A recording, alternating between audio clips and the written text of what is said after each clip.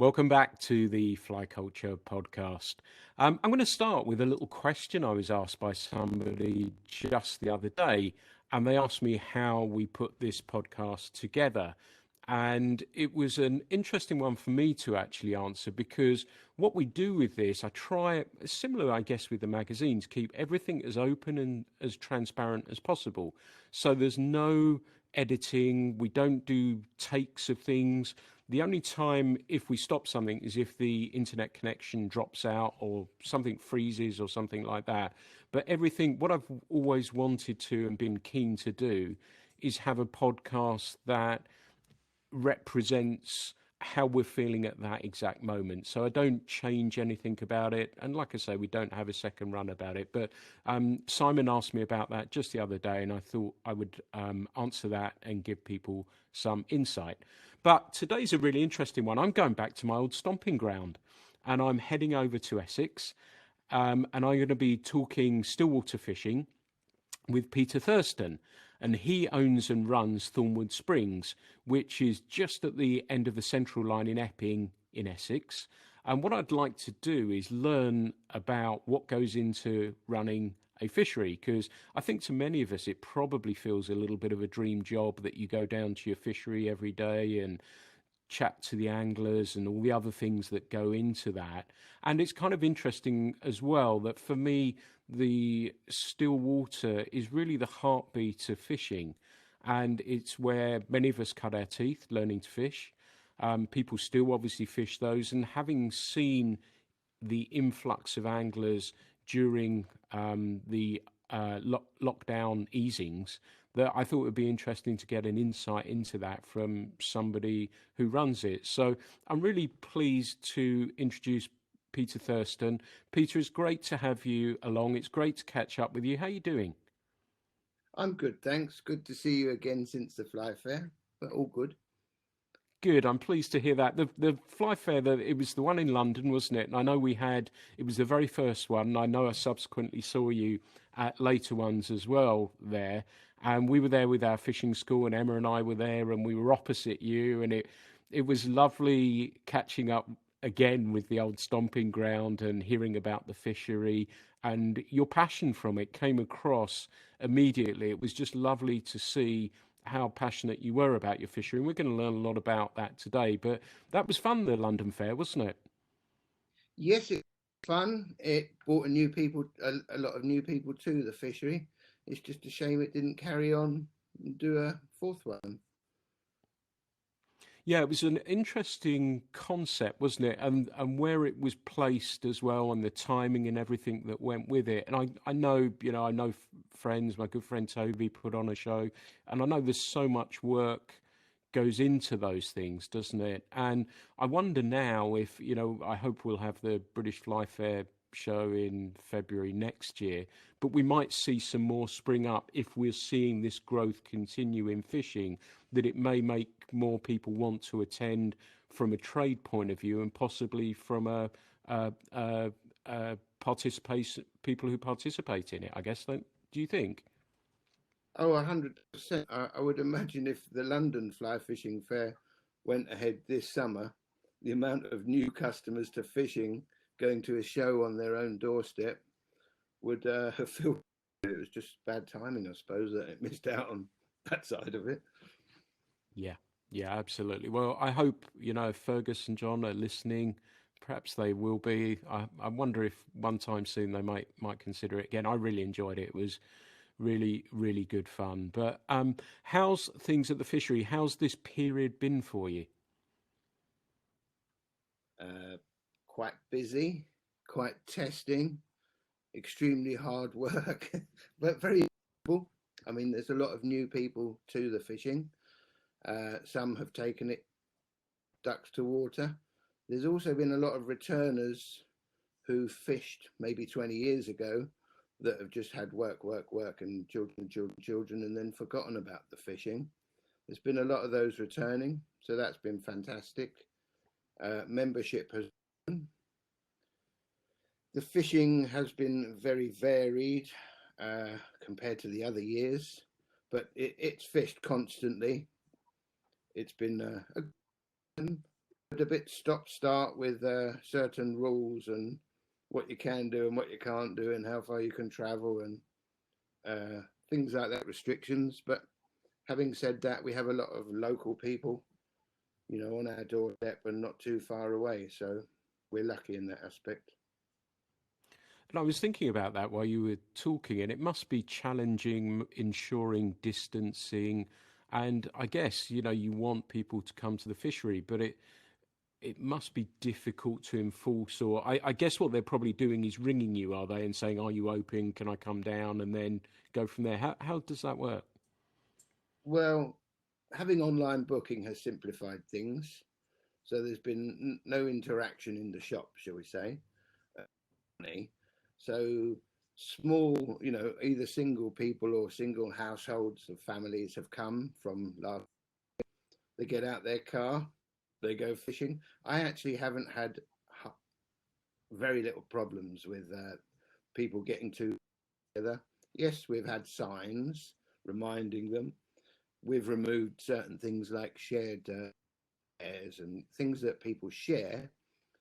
But it's been, at the first you had to remind some of the older generation, but as it's progressed, it's just become second nature to most people. It's been quite easy, I'd say. And there's always been enough space. So that we haven't been overloaded so that people have to be particularly close to each other. So it's all panned out all right. Good. That's good to hear. And do you think this spike that we've seen when we get to whatever normality becomes, do you think this spike will continue through those people, like you say, who've returned to it after a number of years? Do you think that's something they're going to say, "Yep, this is definitely for me now"? A certain percentage, of course, I think have been reminded how much they loved it, and then just, super busyness, just they kind of put it to one side and forgot. The other side of it, once people can go away again and travel further afield, then you'll probably lose a percentage because people will be playing catch up on their holidays and their excursions. So it's give and take of a little bit, but definitely there's a lot of new returners, and even if just 10% of the new people take it up and carry it on, then that's a bonus. Yeah, absolutely. Hopefully. That'll be the interesting one, like you say, won't it? That where you've had people who have had a taster of it, learning and seeing how uh, that has bitten them, and if that's something that follows through from there, that's going to be the growth bit for fishing as a whole, isn't it? If we can get those people engaged and continually interested in what's going on out there in the fishing world. I hope so. Time will tell. Uh, the rod licenses in the Environment Agency have gone up a lot as well. I think in the tackle world, they've been extremely busy with, selling stuff. And I think the fly tying world of products has been a bit crazy. From talking to the Cortland guys and stuff like that, materials can't keep up with some of them, from what I hear. So yeah, fingers crossed. Yeah. Yeah, I think that seems to be the theme that's coming through from so many people, that things seem to be in a pretty good shape across the board, and that catch up, as you say, is kind of taking place, and long may that continue. We're a little industry, aren't we? And it's important we all try and support it and look after it, really. Otherwise, we could potentially lose it. Yeah, of course. I mean, there's a lot of little factors within, the river guys only and the dry flat people only and the people that just want to eat lots of fish and the people that don't ever kill anything. There's so many little slices of it that all add up. But so long as we all stick together, then that's all good. We don't want it to be in the blood sports thing or anything like that. The shooting side of certain restrictions. But what I did notice was the amount of people eating fish that didn't normally take so many fish. Obviously, they'd emptied their freezers in the first lockdown, and then they got for it again. And people that generally just fish, catch and release. We're all suddenly starting taking fish. I think the shops not being open, no fishmongers, all of these, no markets. So they were more appreciative of what they had before, but in some cases they couldn't be bothered to gut, which I think is a big part of it.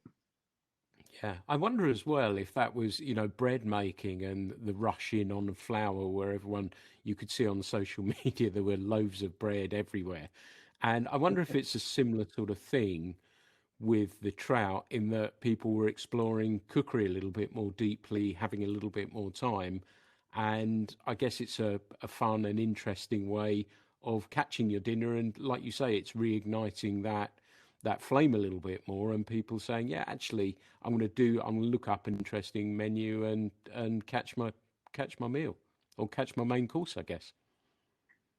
I saw a lot of it, of people taking pictures of, for their little Instagram post, who weren't generally fishermen, of coming, catching their own fish.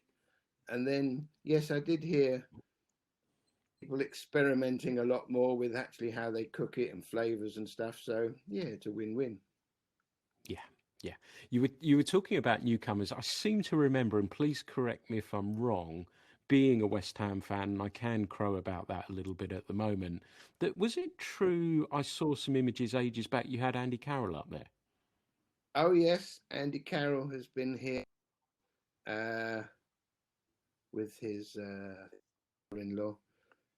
I think his father-in-law lives just down the road in one of my seasoned holders, quite plush development. Yeah, no, he brought him in. There's been a few names that have come here. We are, we're a good location for it, I suppose, aren't we? I've had, Yeah. yeah, some very interesting types. Yeah. I mentioned the Andy Carroll one because he was always injured when he was at West Ham, so I guess he was looking for something to do, wasn't he? Yeah, I think you are. I'm not a huge football fan, but was it an arm or was it? He did remember something about an injury while we were helping him. He had a lovely time. He's more of a carp fisherman, I think. I think he might even have his own little carp lake somewhere. But he did say he'd be back sometime, doesn't he? Has he gone? Yeah, he's gone back to Newcastle. So, but this is a fly fishing thing. So before I bore people, it's just nice to be able to talk about West Ham in a positive way for once. But the fishery, Thornwood Springs, is in a great location, as I said in the introduction. In that it's if you are in London, it's just hop on the Central Line and out you go. And I wanted to learn a little bit about it because I think the fishery was either just starting up or had just started when I left for Devon. And how long have you had the fishery now? Well, in my head, it seems, but we've been open 7 years. It was 1 year of filling the first lake, and over 5 years of dealing with red tape at the council. So that is 17 years of work, but we've only been open for 11. The thing about the tube, up till last year, the tube was a lifeline for East End and since this time last year, the amount of people that have come on the tube, you could probably count on two hands. It's all a car thing now. But yeah, the tube does not get much use. I'm hoping that it gets more use again, and people get off the tube. And we've had people come on skateboards and come from the tube to here on a skateboard. Others on mountain bikes, but there's also quite a few that actually walk from Epping Tube and then they walk through the South Forest to across a couple of fields. So it's quite nice. It's not a nice walk in winter, but for summer's evening, it's nice. Yeah, they might see some deer.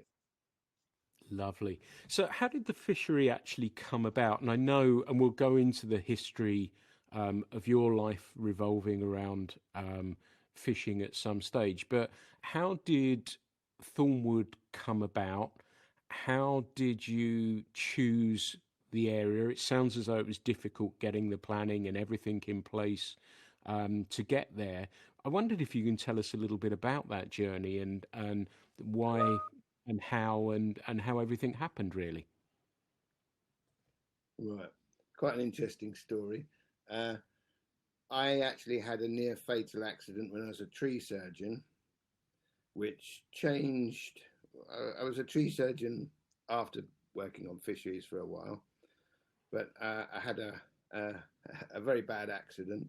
So then I was bedbound for a year and then probably another year learning to walk.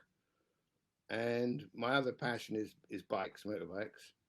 So then I just started fixing biking as a something I could do sitting down. And I met a friend of a friend while fixing his bike who knew of someone that had some fishing lakes in Essex. So I said, "Oh, well, hook me up with him because I wouldn't mind a job back in the fishery world again because they're a bit short, few and far between in and around London." So then I went to meet with him, and he actually didn't have any fishing lakes. He had some plans of fishing lakes, and he wanted someone to do the planning permission, do the dig itself, and be a silent. He would be a silent partner, but provide the land and the plans. But when I saw the plans, it was commercial match fishing, carp pond, pontoon every 10 meters, square banks, rectangular shaped lakes, and 6 feet deep. And it looked like my worst nightmare, like staring at two square things every day in the fields. You'd go mad in my. So I said, well, I'd like to be involved, but I don't know. I used to do a lot of carp fishing, but I've got no interest in running a carp lake. And if I am going to be involved, there's so many carp lakes in Essex. Let's do trout because it's a bit of a dying thing around here. And I'm sure if it's done properly and, do the right things and it's done deep enough and we can make it work. So I did take a bit of not a bit of a gamble, a massive gamble on lots of things because I was building lakes on someone else's land, which could very easily have backfired. And I rearranged the plan. So what was originally a 6-acre lake, I think it was 6 acres, I downsized to 3 acres. We got the proper depth, downsized the surface area, went down to proper depths, found some decent things through the clay, which you wouldn't have got in the carp lake, being 6 feet deep. We went down to 21 feet, but I think it was below the 15 feet mark. We got through into chalk and gravel, and that's where the springs were. So it panned out all right. Took a long time to ready. It's literally only just maturing a little now. I'm happy with it now, but the first few years it was a constant building site. There was no vegetation. You were fishing a muddy clay pond for a couple of years, well, a year really, until it was properly full, until plants took over and kept the water clear. So, yeah, a long-term project, and it's still going on. A never-ending thing, really. Well, most importantly, you're pretty well recovered from your accident and everything else. Yeah. Good. That's Good. part of it. Without the accident, the fishery wouldn't be here.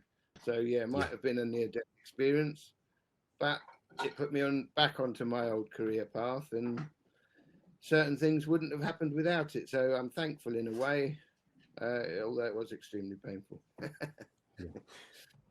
And it must be handy with the springs there as well. So you've got a constant flow of water. And do the springs help keep the water, certainly at those lower levels, at a relatively cool temperature that I guess is conducive for trout? Yes, Last year was a very low water table everywhere, and that was probably my worst year. Was last year. We had very strong November, December rains and floods, but then January to April there was no rain at all, and the water virtually dried up. So I'd say the springs were doing nothing, but the fish, apart from the spark ticks, but the fish get through.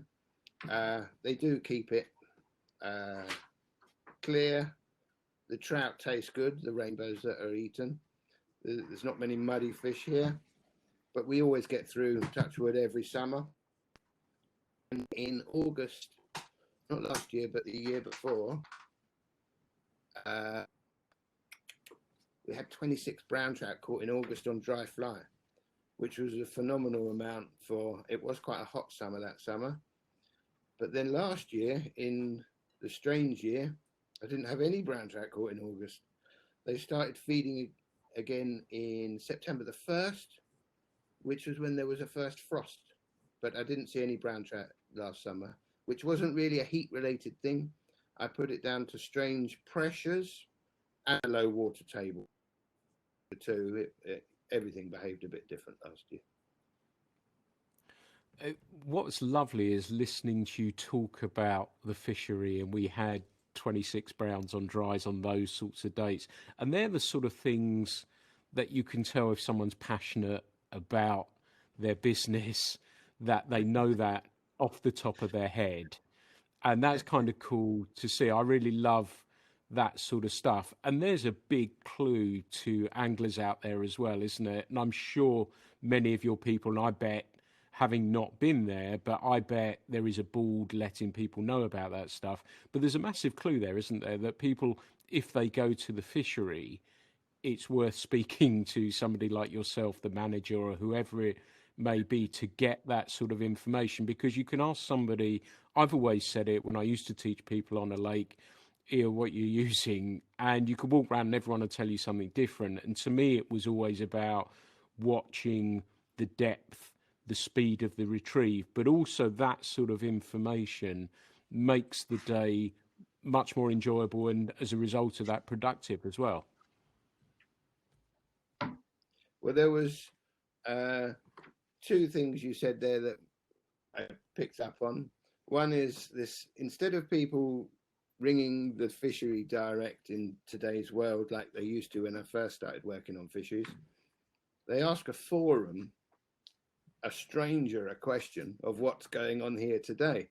And that drives me mad and quite laughable, really, because why are you asking a stranger on what's going on here today? He might not have been here for 5 years, and he might never have been here. He needed to be here yesterday to give you an accurate clue of what's going on yesterday, different day to today. But that's quite interesting. The phone, people don't ask you that question anymore unless they're here. But I quite often find you give the information, they do the exact opposite anyway. But in the last week, I've had a very good river fisherman here. Last Sunday, he came and he was fishing size 18 red buzzers with a tiny little tail, 3 foot under a dry fly. And he was hoiking out some really big, sort of 6 to 10 pound fish. Everyone else was catching normal 4 pound stuff, but he was getting a real good variety. And then he came back again on Friday, 5 days later. He's not a regular here. And he did the same thing in the morning, and we'd had a frost. No one's catching. And then he starts experimenting a bit more with depths, and he finds that they're 8 feet down morning. Had a few fish, and then as it was warming up, they came higher in the layers, and he put on a cruncher on the end and had a little traffic light buzzer on the dropper. And I think he finished his day with 12 or 13 fish. 6 of them were brown trout. Nothing massive that day, 3-4 pound fish, but really beautiful, resident fish, probably 3/4 of what he caught. He gave his fly combination to the guy next door, who proceeded fishing the same patch of water. So sometimes it is all about, you know, that extra bit of input with the depth, or how you're. He had a strange retrieve on that day, and it was his strange retrieve and movement of the fly that was catching him all the fish. It was pretty obvious. So it is interesting watching different anglers and, you know, their take on it. Yeah, yeah, it must be sitting from your vantage point, seeing these sorts of things unfold. Funny, Must be, yeah, really interesting. I wanted to go back to when you were setting up the fishery, and you said, you know, it took some time to settle because as a commercial venture, it could be argued that you'd probably want to get bums on seats pretty quickly and people through the door. But it seems as though, and I seem to remember now you've said that from be it a forum, be it wherever, that you were really keen, weren't you, to let everything settle, let everything find its way, let the bugs come. And was that a difficult process in the sense of you thinking, oh, I'm losing my potential to earn money here? Or was it driven by the fact that you just wanted to get it right the first time when you opened it? I I think that if you deal with account in 5 years unpaid, you're you're either mad or ridiculously patient, and then you wait a year for it to fill, uh, and then it's only half full. So it was full enough to put some fish in and start fishing, but it wasn't full. That came on year two. Uh, when the first people, it was two people that came who fished the half full first lake, and I felt really sad, really, because I don't know. I just looked at it. I'd filled it, and I'd put some plants in here and there, and it just, yes, it was the start of being a commercial trout fishery, but my private little thing in my head that I never see anyone at had suddenly had some people at, which, yes, you need the people to pay the bills. There was a strange feeling watching it being fished for the first time by people that had given me some money to catch some fish. It was just a very strange feeling. As for putting things in there, yes, I waited for things to get there naturally. There's a stream that runs around the land, and I took some starwort and iris, mist, that kind of thing from there, and just transferred it. And from my flat, uh, when I used to live in North London, because I was commuting to here before it was open, along a place called the New River, then I would take different types of weeds out. Some oxygenators. Some were good, some were bad, some were a bit more invasive than others. Uh, and with that came a lot of stuff. There's a pond in Epping Forest that I did the same thing for another pond plant that I didn't get from the New River. I just liked the look of it. I can't remember what it was. So I went back. I think I went back on my bike actually and just filled a bag up on my backpack, or me and Red. And when we got the knitted this loose weed out there, I don't know what it was. In it was lots of tiny fry, about 5 mil. So I thought, oh, I'll have those as well. The little silverfish, I thought they were roach at first, but that's what grew into the love got here. So yeah, I took 50. I think I counted 50 5 mil things that I assumed were roach just to start off a little fish program. When literally it was probably the first piece of water I put these fish in. The first part of one lake was probably 3 feet deep and 18 feet across. It was the first time it rained, I think. So it wasn't actually from the spring end, it was from the other end that's a bit deeper. So I just put it in there and, you know, kept my fingers crossed. And they turned into the beautiful rudd that we have today here, which are a great food source for the trout. Live really happily in there. The whatever is just so right for British record rudd that I know is in there, and they don't stir up the bottom. And I've since heard that the pond that I got those rudd from, they've lost all the fish, be it cormorants, pollution, or people nicking the fish, or a combination of all three. So I did those rather favour because they've now got a lovely home here, and the DNA is still going on.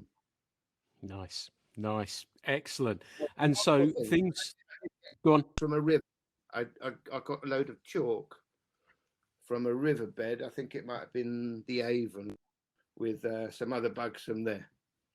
So I went with a friend who had a bit of access to it, and we brought back a load of stuff there as well.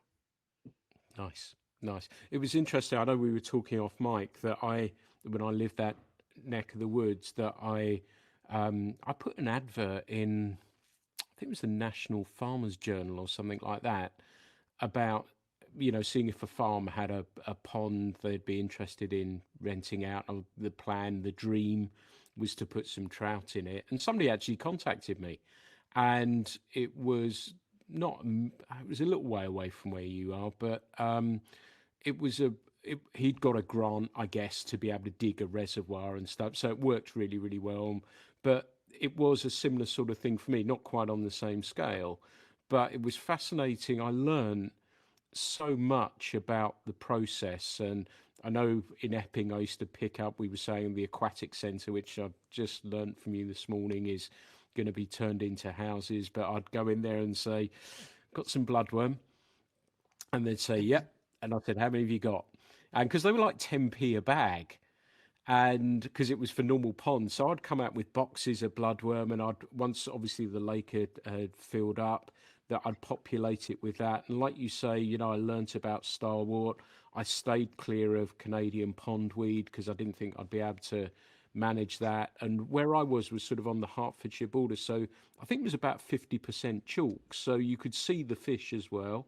And it was a really interesting process to learn about, not in what you're doing, but looking after fish, keeping them in a good environment, and learning about what goes into that environment. So it was a really interesting process that I took so much from and remember so fondly. That wasn't until the cormorants turned up, which was kind of interesting. I know you've been glancing out the window, and I suspect that's probably what you're looking at too, is it?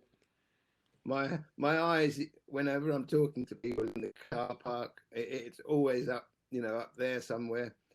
This time of year, I mean, especially if you weren't on site at your place, the places that they're not on site, it's such an impossible lose-lose scenario, I'd imagine, with the birds nowadays. And it's only worse now than when you had that place. Uh, they are, yeah, the scourge. But fortunately, I live on site, and they can see me and then fly away. But if you let them have a hold, they don't take long.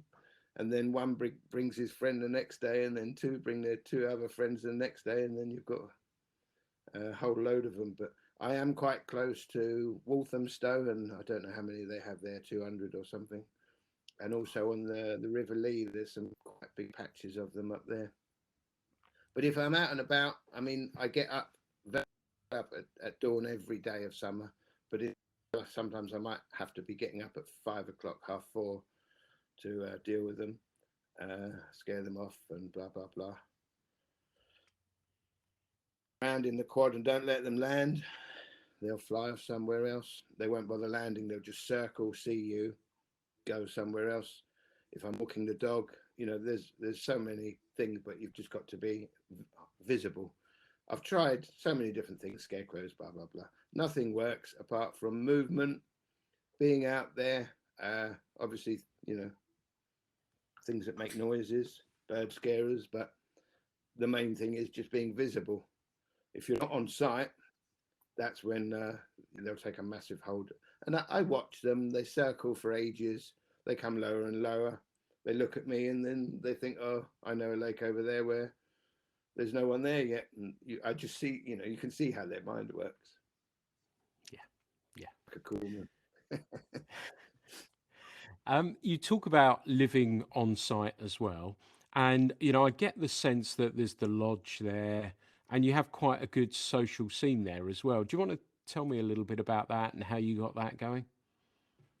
Well, we used to have a good social scene there. Now it's Yeah, all yeah, individual exactly. social scenes. But I'm looking forward to that getting back again. We used to have quite a lot of charity things. We have Fishing for Heroes here. Well, another one we used to have. They'll be itching to come back. So yeah, we have social matches that aren't based upon big prizes and money. You know, just social fun get-togethers where it's not too competitive. It's all just a fun thing, but mainly it will be a charity kind of thing. Fishing is a good event of monthly groups of of them coming here, but they haven't been allowed to come all year. They did book 3 days to start again once we got the ball rolling again after the last summer of them not being allowed to travel and them not having group. And then we did get another 3 dates in the diary, which would have been the three of the whole year.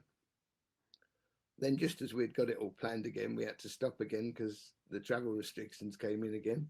I think it was like that at the start of the year. They were just about to start in March, and then they couldn't come. It's just been like that for loads of different things. But yeah, there's a plenty going on here with nice barbecues in summer. Fortunately, looking forward to a lot more when the clocks go forward and normality resumes, fingers crossed, and all those things can take off again. But there's a little bit of everything here. Nice. It was interesting you mentioned Fishing for Heroes. Is that Paul you deal with? That is Paul, yeah, Paul West, and the lot at Lady Bower. Yeah, he's been coming Yeah, here a long yeah, time. I've been doing those down in Devon, or I did when I was guiding and instructing, and it's probably one of the most rewarding things I've done in Yeah. fishing. And to get people really into it, to see them catch or teach them the cast, see them catch their first fish was a hugely Was it rewarding experience. was it Bigwell, the one you were going to in Devon? Was it? No, it's It Bellbrook. Belbrook. I knew it began with a B. Yeah, Yeah. No, it is very rewarding, especially with people with problems, or anxiety or depression, or I have seen a lot of that this year with certain people, uh, and they really, really do need their fishing. I think it's bad and wrong that they can't do these things because there's no substitute. They haven't been given something else to do. And when you have these groups on a regular basis and you get to know some of the guys, some of them look forward to it so much. I don't know how far away they all are. They're all in different parts of the world. They meet up at a fishery and they have. But yeah, I think it would be terrible being stuck at home without certain things that are your escape. There's no doubt about it. It is a real good well-being thing. We all know that. But for some, it's more than others. Yeah. yeah. I know. We talked about, and people were talking about mental health and fishing be an outlet for that, and it was, our rivers. We travelled down to the river the other day. It's only a few minutes away. It's not far at all. And I said to him yesterday, funnily enough, I said, I feel completely different having done that. We've tried to stick, or we have stuck to lockdown totally. And in January and into March, I'd been to the post office 3 miles away once, and that was it. I'd been nowhere. And it was amazing to be able to go out and go somewhere that means so much to you and be able to experience that has been absolutely extraordinary. And I'm a bit old school that, you just grin and get on with it. And I always have done. But it was interesting to see what that even did for me. For somebody, it's the longest I'd been without fishing. And I thought I was fine about it, to be perfectly honest. But then you get there and you suddenly realize, actually, yeah, this has done me so much good. So my hope is that these things do start to lift. It looks as though, and I hope that there is light at the end of the tunnel, that it will be that people can go visit fisheries, rivers, where reservoirs, wherever it may be. So yeah, I've definitely seen that, and as you say, with the Fishing for Heroes, the PTSD and everything that's gone with it is extraordinary, isn't it? And how those people have had to deal with that, and how fishing has helped them in such a profound and deep way. Oh, it is. It's very obvious as well. Some of the guys actually wanted to stay on here and sleep here one night, just outside. And this was before lockdown. He said to me, said to me this just because one of them really didn't like being inside any building ever. Not even when he goes to sleep. He'd rather just sleep outside because he feels safer. And it is. It's very you're very grateful and how lucky you are to appreciate what you've got. But there are so many people that have given so much, and then they actually don't get much help, and they shouldn't be in these predicaments after giving so much. So there are those groups, but there's also quite a lot of single guys out there as customers you get to know who do have different mental health problems for different reasons, and some of them have gone stir crazy. And after that first lockdown, where most people took it for granted that they just came to the fishery or a fishery, then you'd get them being so grateful that you're open. And it's a bit much when they're saying thank you so hard for providing their day, when before it was just, we all took it for granted. I take it for, you take it for granted. But to them, it was just the whole world. And, just being outside again, it's amazing. Everything's fantastic. And some, the suicide rate has gone up. I mean, I've had two of my friends end up in hospital in that last time. And in the last 10 years, I haven't had two of my friends try to do that. We all know it's gone up massively. And there are people who can't take things. And some people feel that's only out, but it's a very dark side. But when people tell you to your face who you've known have had mental health problems or lost their old businesses, not through COVID, but before, the history of some of your customers, and some of them are very fragile, and some will say, "Oh, thanks so much. I don't know how much longer I could go before I kill myself, or I kill someone else." And it's like, you don't know whether it's just a real joke or, 10% of it probably could well be potentially real words or real thoughts. It's if you're just selling a ticket, but you don't get to know individuals, you don't know about those because you don't hear it, you don't interact with them. But some of your regular, you do know a lot of very, sad things sometimes. Yeah, and the good things too. And I remember my friend Carl Humphreys used to run a fishery up in Staffordshire called Durnford, and I went up and visited that once, and the scene he had there was amazing. Sounds similar sort of setup as yourself, but he would get people who would just come up, not even fishing, just to sit in the lodge there and chat with their friends and put the world to rights. And it became more than the fishing, that they'd just Yeah, go up there and hang out. And do you get a similar thing? I do have some of those. I mean, I've got a couple of regular people who I haven't seen in the last year. Some of them are cancer sufferers. Two of them are cancer sufferers, but they'd just come. I mean, one of them's been coming as long as I've been open, 10 years. And he would come just to be outside, hold a rod. He would fish, but he wouldn't catch many fish. And he was never ever bothered by not catching many fish, just because it was just all about being outside, seeing the sunset or the sunrise, listening to the birds, seeing a deer or a kingfisher. And after, I think it was about 3 years, I said, "Look, I can't have you not catching any fish anymore. I'm going to come up and catch fish with you after 2 hours if you haven't caught fish. he'd always call himself my best customer because he never catches any fish in a jokey way, and he's quite happy just never catching any fish. And then it was a prize time, and I said, look, take this buzzer up there, and we're going to catch some fish. So I left him alone for a couple of hours, and I went up there and went, how you doing? Knowing what the answer would be. He's never caught any fish. I went, look, give me the rod. We'll have a little look on what they're doing. And I had a cast. I said, watch the end of that line. And he couldn't see the bites as it's moving to the buzzer. And I'd say, can you see that? Can you see that? No, no, no.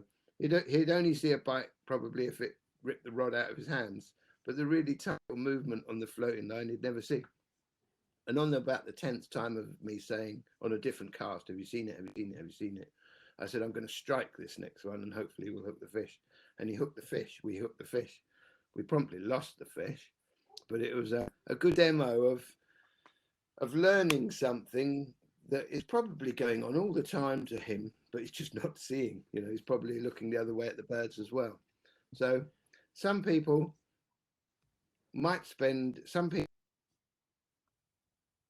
and they're in the more competitive world, if I've only caught 12, some people have been coming here for 10 years, never caught 12, and they'd be happy to catch 5. But some people are just, you know, you see them sitting down and just looking and listening, not always fishing. So there are some people that it's more about just the outside and the fresh air and the space. We do get amazing sunsets here, which a lot of people stay for. Yeah. Nice. I wanted to talk to you because you mentioned Spartics, which I'd like to learn a little bit more about. And I know you have lots of species of trout in there. You have rainbows, browns, blues. I think I saw a picture of a tiger trout the other day. Was that a conscious decision to stock a nice variety of fish for your anglers? No. Originally, I'd set out to be, I've never liked goldens or fancy things or landlocked salmon, any of the things years ago when I saw them at various places. I never liked them. And I did work at somewhere that stocked some stillwater salmon, and they coloured up quite quickly and didn't look very nice not very long after. And my conscious decision when I opened was I'll just be a pure rainbow and brown trout place, but a real focus on brown trout. But it was at that London fly fishing fair where I saw the lads from Torrey Trout Farm in Somerset and the tank of live fish. And I think it was really the tigers that really did it for me. The tiger trout, they just looked stunning. And so I put an order in and it's all led from there. And then we waited a couple of years to get our hands on some Spartics, I think it was. But we've had everything that they've had, some goldens occasionally off them, some blues, tigers, Spartics, and a bit of variety does make people travel that bit further because there's lots of places stocking £2 rainbows. You can catch 22-pound rainbows in a day and never catch a big fish or a trout. And variety makes it that much more interesting. And people will make the effort to go that bit further if they know you've got some tiger trout or they've never caught something like that. And it makes them super happy if it happens for them, which is just, I've worked out time. They feed in different ways. The tiger trout are actually very active in summer, apart from last summer. They behave like brown trout. But all the other summers I've had tigers now, 3 or 4 years. The first year of that fair, so it might have been 4 years of having tigers, I think. But the first 3 years you could sight fish them all summer. They'll be in the margins. They're always visible. They're always jumping. Just last year, they behaved like brown trout and disappeared. And I didn't see any. But they started getting caught again once the water levels rose and pressure returned to normal. it got cold again after that frost. They behaved exactly the same as the browns. They started showing again. It was as if they just weren't there. They vanished from the edge. But why I really love them is you normally could just see them all day, every day. Doesn't matter about being a midday sun. They'll be there in the edge, and you can drop a dry blue damsel on their nose, and they'll jump for them. You know, before when they were really performing, 3 people caught mid-cast a tiger with a blue dry damsel in the air. And it's fantastic when people come and say that to you, and you know something amazing happened, and they saw it all, but it didn't happen last summer. Yeah. It's made Hopefully me this really summer. smart. Yeah, it's made me really smile because I must admit, when I stocked this lake, I got them from Duncton Mill down in Sussex, and I had some Yeah, tigers, and your description is exactly how I remember them, and tight in, dry fly, and I think it's the dumb yeah, brook trout gene in them that makes them so keen for some of that stuff, with a bit of the brown wariness as well. But it just, when you were describing that, brought back so many happy memories to me. And I only had, I think I had 10, 12, 15 of them, something like that. But we caught them and I knew where I could catch them. And like you say, you could see them as well, which was really, really thrilling. But I know one of your passions as well is to try and bring on sizable fish as well. And that's been an interesting process for you, hasn't it? yes. I the biggest fish with brown number one. I did my first brown trout when I was a kid was 22 pounds when I was piking, and I didn't know what it was, and I took it home to give to my mum, thinking it was a salmon, which it wasn't. When I started working at the spa salt place like a year later, I showed them this picture of a salmon that we'd eaten by then, and it turned out it was a British record brown trout at 22 pounds. And the record back then, 1986, I think, was 19 and a half pounds, and it had stood for like 30 years or something. And I'd eaten this thing that was potentially 3 pounds bigger. I didn't even know what it was. All I knew is that it looked like a salmon. It had a big cut jaw. I was a pike angler back then, and I caught this big thing that, you know, had to be a salmon. It's got a kite. So my mum would like that. So I took it home, and then ever since then, I've always felt a bit guilty about killing it. So the plan with the big fish was I wanted to grow another 22-pound fish and release it, put it back. So the first one we put in was 18 pounds. That was a lovely brown trout, never got caught, snapped about 4 or 5 people's lines, but never got landed. Got seen a few times. The one guy actually hooked it twice. One guy really put a lot of time into landing it. He he hooked it the first time on £10 line, snapped him. Second time, I think he'd upped his game to £14 end tippet with his snakes on. Again, snapped him. And then I thought, right, well, let's go for another few big ones. So I got the farm to do something he'd never done before, which was quite expensive, very expensive, and very long time. We put a load of 10-pounders aside, browns at the farm, and we fed them not the huge growth rate stuff that some of the places use, make them a bit too carp shaped bellies. And it was 5 years of growth from £10 to get to 20.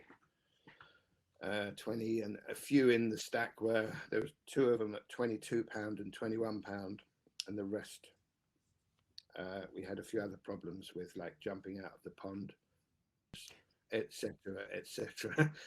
So we did have maybe 15 nudging that, and we only got 2 in the end after all that feed to get to that. And it's just terrible when you come in and an otter's just eaten the gills of a 19.5-pounder first after all that work, and it's yeah, a bit sad. But we did get 22s. They went in. Same thing happened. They eat ducks and they eat the rudd, and they snap people's lines occasionally, but not landed again. But it's a great story and it's a great sight if it actually rolls in front of you or it follows you in and then gives you a big splash. The people that have seen it know, and that's what we're all about. I don't Yeah, want it actually caught. It's the best thing that it gets lost because then it doesn't get handled badly. yeah, yeah. It's funny again. It's reminded me, and when I stocked this little pond with just £1 fish, but my friend said, "I want to buy you a big one," so he bought me as a gift a £8 brown, and his name was Stephen Quinn. So we called the brown Quinny. And I remember when we stocked the pond that we left it for a while and went to the pub and then came back. And just as we walked around, because I wanted to see if all the fish had made it in okay, that he swam up and we saw him and then he swam away again, which was really thrilling. And then my friend Ray, who I mentioned a lot in these podcasts, came over and he caught Quinny as well, which was kind of cool. So I hope he's still there. He probably won't be now, but I hope he's there living a nice retirement. Well, if he's an old strain brown, he could be. It was a long. It was a long time, yeah. If they were boys and girls, they'd be the older strain, so they could live a bit longer. Nice to think Yeah, of. it was really cool. It was really good fun. So tell me about looking from the outside, I guess. Having that fishery must be, and as somebody, working, you're deeply entrenched in it. Is it your dream job? Is it everything you hoped it would be and has turned out to be everything you'd want it to be? If you'd asked me that question 2 years ago, I'd probably say 3 years ago. Uh, I was a bit ill and run down, and the Chinese medicine getting lots of special treatments. Now, yes, it is. There's light at the end of the tunnel because opening without money and doing things as they come, like if you open with one lake, but you don't have electric, water, or a car park, or a lodge, or toilets, or absolutely anything, I didn't realise how much everything would cost and how long certain things would take. Uh, so it is a labour of love, but once you're committed, you're committed. You just can't stop. It's 7 days a week. I just thought might have been a bit naive. Lakes, fishing, but there was so much more needed of infrastructure, which people take for granted. Oh, let's don't go there. He hasn't got a lodge, and I didn't have a lodge. I'm sure lots of other places that are really established never had a lodge when they opened, but because they have only been going there for 10 years and the place started 50 years ago, they remember the lodge, uh, which uh, some people are patient and understanding. I did meet some people at the fly fair that go, "Oh, I came once when you just opened," which would have been when I had no grass, no greenery, but you were really muddy and there was no trees. And I asked, "You live really local. Didn't you think things would grow?" Like, and because it was muddy 10 years ago, my God, that's all I've been doing is chainsawing and planting, and I can't keep up with it all. The growth is ridiculous. I can't tell you how many times we've dragged the weed out, had diggers in to remove bulrushes and stuff because things have grown so quickly. I actually know older lakes that I can only assume it's either got bad runoff or pesticides or fertilizers, which restricts certain things growing. Because I know older lakes that have been dug that don't look as old as mine, but when mine's in bloom in summer, it's just like looks like it's been there forever now. But one of the lakes I did overplant, hence I have to sometimes get a digger in and remove some of the mace and stuff, sedge. And one I underplanted for the very reason that I wanted two totally different themes, which has panned out quite well. But yeah, it is my dream job. There's but I need 5 of me sometimes. It must. Because it's not the kind of thing you could leave to the neighbour and go, yeah, look after that. I'm going on holiday for a month. Yeah, yeah. It must be one of those difficult, and you saying the people you met at the fair, that I hope they popped back again and had a look and saw how things had changed. But that's one of the difficult things. It's always struck me, that balancing act, even from a stocking point of view, that you could have anglers that say, well, I don't like to fish here because there's too many fish, it's too easy. And then anglers, you ease that back a bit, and then you can get anglers saying, well, it's too difficult because I'm not catching fish. That must be a really difficult act to balance and keep all parties happy, I guess. Yes. Uh, Having 3 lakes kinds of makes it 3 totally different styles.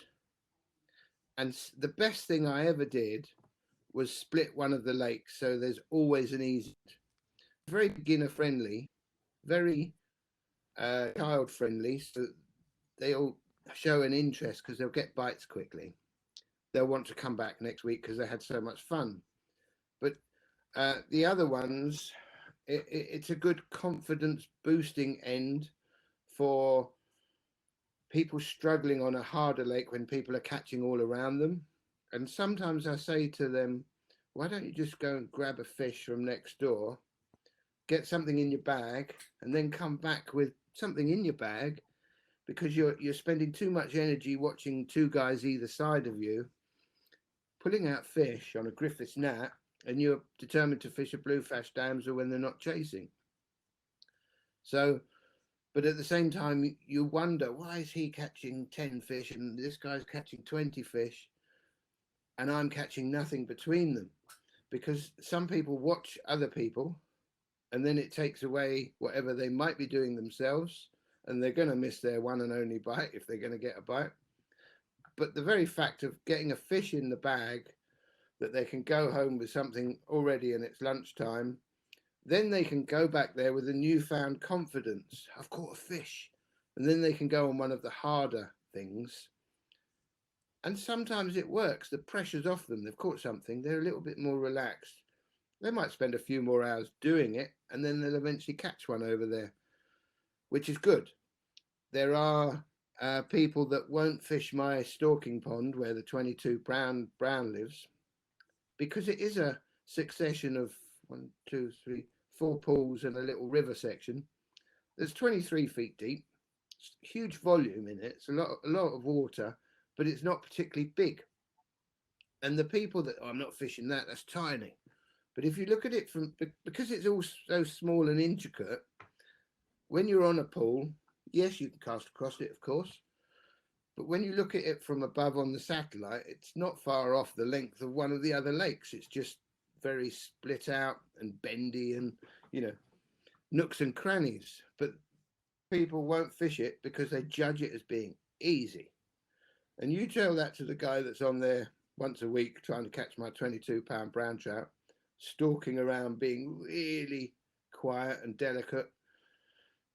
And some people judge things on the wrong things, and some people I just call it a catch and keep end. My easy end, which I shouldn't really call it that, but it is that. If you labeled it as or what did I call it at the start? But I had a name for it, and it didn't go down very well because, oh, I'm not a beginner, I'm not going in there. But if you just call it catch and keep, then they'll go in there. But I think I called it a beginner friendly end or something, and it didn't go down well as a name because, oh, I'm not going in there. Everyone will watch me because I'm going in there, and I shouldn't be going in there because I've been doing fishing for 40 years. But there's different levels of fishing for 40 years on a catch and release general place. Yeah. So you live on this 7 days a week. Do you pick up a rod and say, yeah, I'm going to go and have a few casts? Or does your fishing take you somewhere else? Do you need to get away to go fish? A bit of both. I used to go away with some of my regulars here, and I'd go sea fishing on a boat for the day as a getting away, thing. If finances would allow, I would obviously be marlin fishing somewhere else, and someone would be looking after the place for a month. But finances have never allowed that in the last 10 years, or up to date. I go through phases of fishing. I'm really happy helping beginners catch their first trout. I'm really happy watching people progress and helping people who are struggling do the right thing, and then suddenly they're doing the right thing and they're catching fish. Myself fishing here, in 10 years of, or 11 years of living here, I've probably never fished more than 2 hours. My fishing fix is really dry fly. If there's a good rise in an evening, I'll go and have half an hour. And every year I say, I get back into fishing again and go, I must do that again. I like it. And I go through phases of just being so busy doing jobs that I forget about the fishing. And then I think, right, I'm going to fish tonight and I'm going to have half an hour. And then I enjoy it so much, I have the next night. And that might go on for a week of half hour here, maybe an hour of dry fly. But then I did go through a phase of fishing a sinking line for snakes and catching bigger, more resident fish that are all out of sight. But I kept the same fly on for about 6 months. And it just, I had to break up the rod because I thought, well, I'm catching so many decent, big-tailed, big-headed fish that I've got to go back to my dry fly rods, which I did. But my aim this year is more fishing, yeah. But it's very easy to get stuck. I've got to do that in the hedge. I've got to do that in the ditch. I've got to do that in the shop. It's just too much to do that it prevents it quite a lot. Yeah, yeah. That's life. It's often I hear that is the case that people who live right on top of fishing don't fish that often. And I hear that so many times, and it's interesting just to hear that again. But you painted such a lovely picture of the fishery. How can people, if they want to come visit you, how can they get hold of you and how do they find you? Well, we are on all the social platforms. Some of them are better run than others. I might pay a little bit more attention to some of them than others, and I'm a bit backward in others after my other half or daughter have set me up and shown me how to tweet or Instagram and other stuff. We do have a YouTube channel, but Facebook, website as a direct email, and obviously the phone, the good old-fashioned phone, is often quite good for finding out what's working on the day. But yeah, email is probably the most popular thing. And do you want to give me the website address and your email address?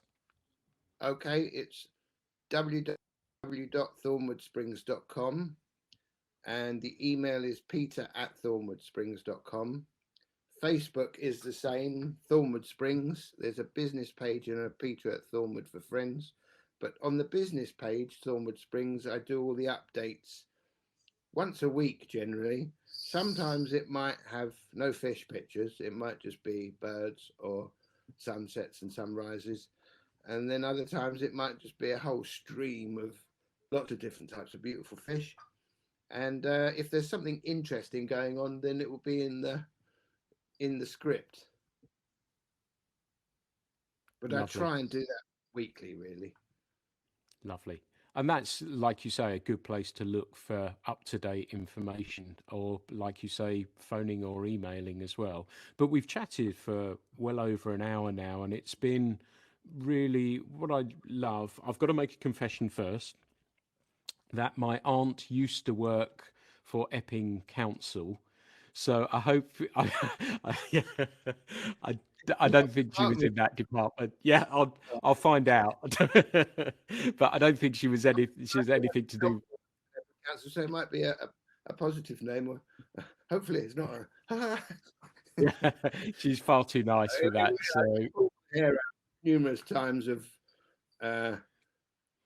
blaming the Environment Agency or submitting plans that got lost, and you name it. Any number of things were going on to prevent the fishing lakes being dug.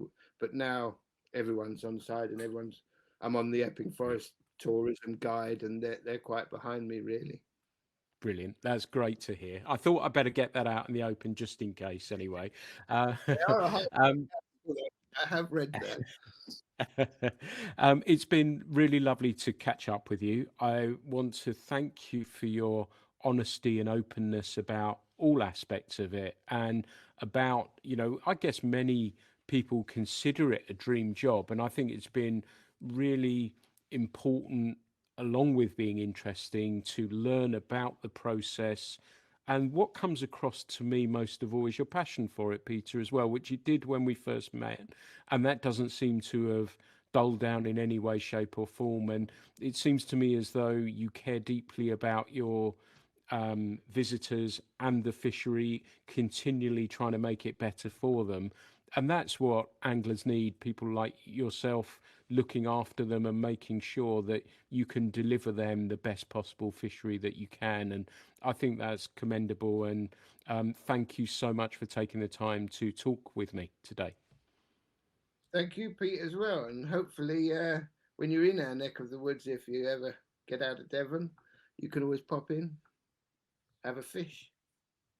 I tell you, And if it's hard to. I'll look you up. But it was nice Yeah, to it's catch you after the fair. absolutely. And, as I said, when things allow, I would very much like to, and Emma's been saying for quite some time, that we need to meet up with you when we were doing face-to-face ones. That's what I was hoping to try and do. My hope is that I will get there some stage soon, and I might even bring my aunt over, and then you can see whether you've met her or not. Fine, lovely. Thanks, Peter, so much. It's been great to speak to you, and thanks again for being a guest. Okay, look after yourself, and hopefully we'll talk soon. And we'll see you all fishing here sometime. Absolutely. Thank you, Thank you. Thank you, everyone, for listening to the Fly Culture podcast. I hope you've enjoyed this one. This has been a fascinating insight into running a small still water, and I hope you've enjoyed this one as much as me. So thank you very much indeed for listening. There'll be plenty more soon.